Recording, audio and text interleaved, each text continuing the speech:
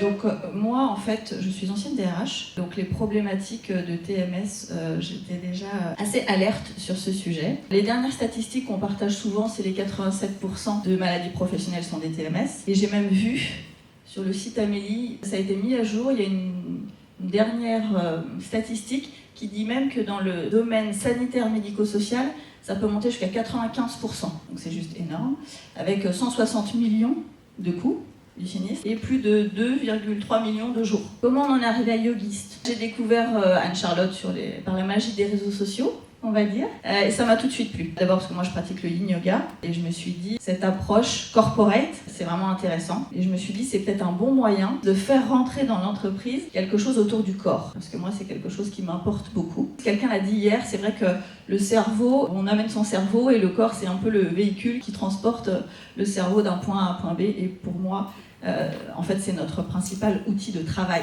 J'ai fait ma formation je crois fin janvier, j'étais certifiée je crois premier trimestre 2022 et je l'ai fait via mon CPF donc j'étais très motivée. Après ma boîte était au courant parce qu'ils m'ont quand même offert les jours de formation. Je l'ai pas utilisé tout de suite, je me suis dit bon on va voir et en fait ce qui s'est passé c'est que nous on a transformé notre organisation en modèle qu'on appelle libéré, opale, en tout cas qui est un modèle sans manager ni directeur. Moi j'étais DRH à l'époque et j'ai participé à la transformation de notre organisation. Donc ce qui veut dire qu'on est quand même confronté à de nouvelles problématiques, notamment le télétravail, on en a profité pour libéraliser le télétravail dans le cadre de cette transformation. Donc nous, dans cette organisation, on a 11 équipes et dans chaque équipe, il y a un référent bien-être. Ce qui veut dire que l'idée, c'est de faire bénéficier un maximum de nos collaborateurs de ces sessions. Et donc il y a une banque de données depuis janvier 2023, elles sont toutes enregistrées et les gens qui n'étaient pas là peuvent toujours en bénéficier. Donc ça, j'ai envie de dire, c'est hyper positif. J'ai de très bons retours. Alors moi, j'ai pas mal d'hommes dans mes ateliers et il y a pas mal d'hommes. Moi, j'ai pas mal de devs dans ma boîte ou des techs, des gens très concernés finalement par la sédentarité. On est un éditeur de logiciels, donc on passe quand même de longues heures derrière nos écrans. On est vraiment concernés par la sédentarité. Plusieurs fois, on m'a dit « Ah non, mais si j'avais su qu'un jour,